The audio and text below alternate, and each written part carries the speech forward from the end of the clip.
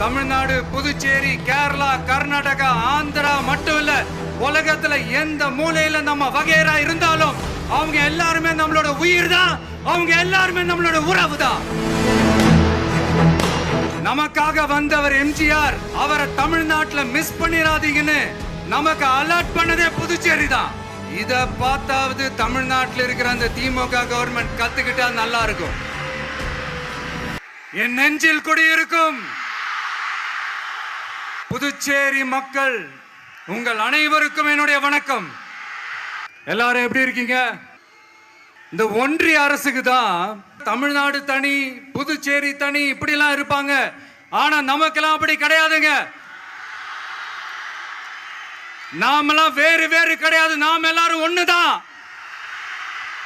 தமிழ்நாடு, புதுச்சேரி, கேரளா, கர்நாடகா, ஆந்திரா மட்டும் இல்ல, உலகத்துல எந்த மூலையில நம்ம வகையறா இருந்தாலும் அவங்க எல்லாருமே நம்மளோட உயிர் தான், அவங்க எல்லாருமே நம்மளோட உறவு தான். புதுச்சேரினாலே உடனே ஞாபகத்துக்கு வர்றது மணக்குள விநாயகர், அரவிந்தர் ஆசிரமம், வில்லியனூர் மாதான் சொல்லி இவங்க எல்லாரும் ஞாபகத்துல வருவாங்க. மகாகவி பாரதியார் அவர்கள் இருந்த மண், பாவேந்தர் பாரதிதாசன் அவர்கள் பிறந்த மண். அது மாதிரி இன்னும் சிறப்புகளை அடுக்கிக்கிட்டே போலாம். ஆனா அரசியல்னு வந்துட்டா ஒரு முக்கியமான விஷயத்தை பத்தி நம்ம சொல்லியே ஆகணும். 1977ல புரட்சி தலைவர் எம்ஜிஆர் அவர்கள் தமிழ்நாட்டுல ஆட்சி அமைச்சாங்க. ஆனா அதுக்கு முன்னாடியே 1974லயே இங்க புதுச்சேரியில அவங்களோட ஆட்சி அமைஞ்சது. அதனாலதான் அப்பவே சொன்னாங்க, நமக்காக வந்தவர் எம்ஜிஆர், அவரை தமிழ்நாட்டுல மிஸ் பண்ணிராதீங்கன்னு நமக்கு அலர்ட் பண்ணதே புதுச்சேரி தான். இந்த விஜய் தமிழ்நாட்டுக்கு மட்டும் தான் குரல் கொடுப்பான்னு நினைக்காதீங்க.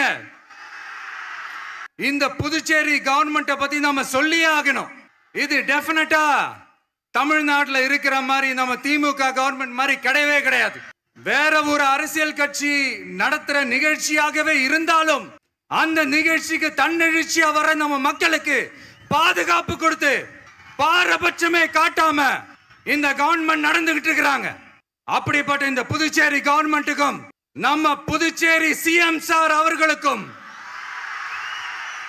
இந்த நேரத்தில் என்னுடைய மனப்பூர்வமான நன்றிகளை தெரிவிச்சுக்கிறேன். இத பார்த்தாவது தமிழ்நாட்டில் இருக்கிற அந்த திமுக கவர்மெண்ட் கத்துக்கிட்டா நல்லா இருக்கும். ஆனா அவங்க கத்துக்க மாட்டாங்க. பரவாயில்ல, வரப்போற எலெக்ஷன்ல 100% கத்துக்குவாங்க. அத நம்ம மக்கள் பார்த்துக்குவாங்க. தேர்தல் களத்துல நம்மளுடைய தமிழக வெற்றி கழகத்தின் கொடி பட்டொளி வீசி பறக்கும்.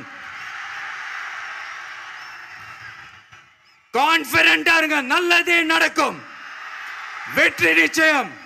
மீண்டும் சந்திக்கும் வரை நன்றி, வணக்கம்.